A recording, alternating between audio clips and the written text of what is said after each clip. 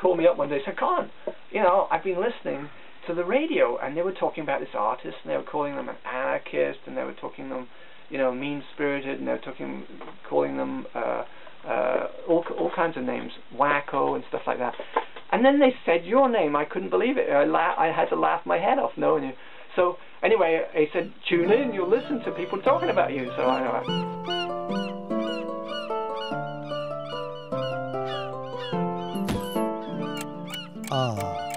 Santa Barbara, the world's fresh ornament.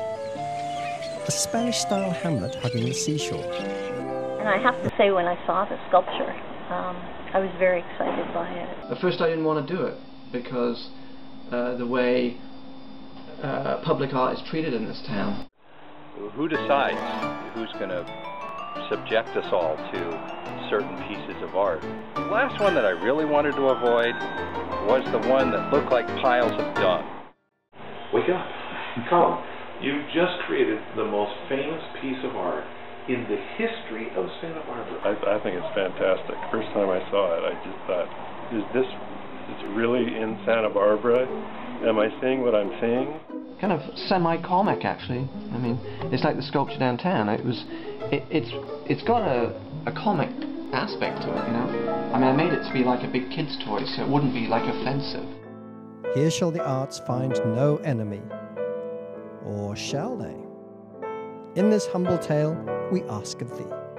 We feel is distasteful and mean-spirited shot at our business and, in effect, the hard-working local members of our team and our families. The Santa Barbara City Council was told today to remove the artwork. I will not remove that piece personally. I really stand behind that piece. I stand behind the artists, and all the artists that are in the state-of-the-art gallery. And we'll take it to the end.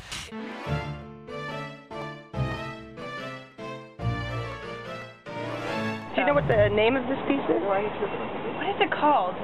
Some people call it Die, McDonald, Die. Some guy supposedly went by on a bike and screamed, Die, McDonald, Die. I hated seeing that. It was just like, that's not what I intended. Public art is, by its nature, a little messy. I kind of wonder why the city would cause a rift with one of their greatest supporters. It wasn't about the art. It was about you have power and you have money. And that's the part that I think is quite offensive about the government, either the local government, state, federal government. You fold under pressure from money. I don't feel good about it, you know.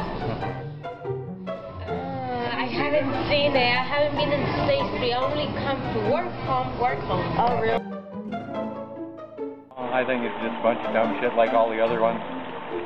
Just put stuff up to make sure they don't have any street performers or anything take up the space. In some ways, they deserved it because I happen to be very familiar with Donald. Whoa, anti-corporation. Absolutely ludicrous. And I think for me, it represents love. That's very offensive. McDonald deserves it. If you start with the title on down, it makes a lot more sense.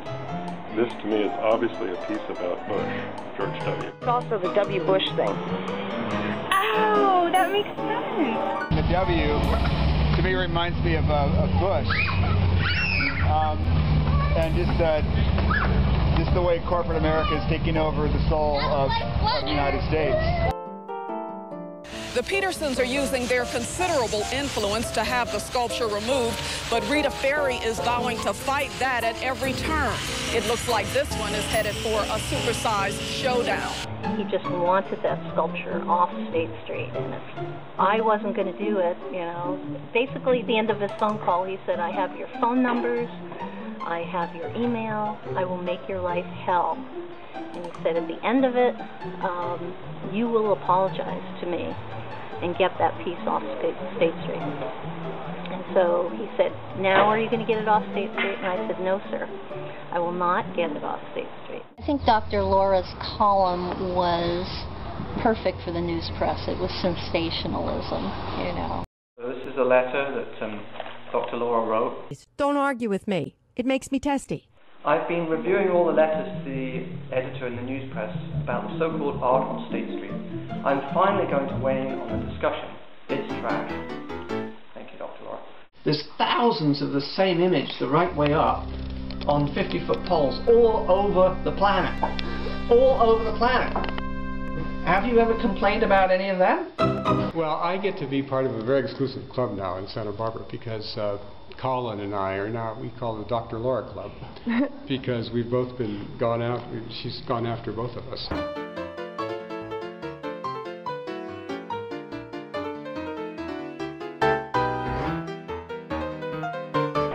Freedom of expression is probably the most important thing we have. And I wouldn't think it should be offensive to somebody, but one man's obscenity is another man's art, and we're all here in it together. Yeah, I like it. It should stay. The outcome has been as we expected. Yeah, that he was like almost like the Burger King, and I was the court jester. And in the old days, the court jester could say anything to the king that was true, and the king would accept it because it was said in a kind of humorous way. Whereas other people get shot for saying what the truth was, you know. But of course, as a friend of mine pointed out to me, he said, "Well, we hear that's true, but you know, we never know how many court jesters we lost." So how do you feel to see your sculpture leave State Street? Well, actually, I was really when 7 of them were down, I suddenly felt this loss. That it's like when your woman walks out the door, you suddenly appreciate them in a different way. And I hope Santa Barbara is the same. The rest of the people in Santa Barbara are the same. So. What's that? I think just for the film, we should say that McDonald's is our favorite. Yeah. Even though it's not, we should say that, don't you think?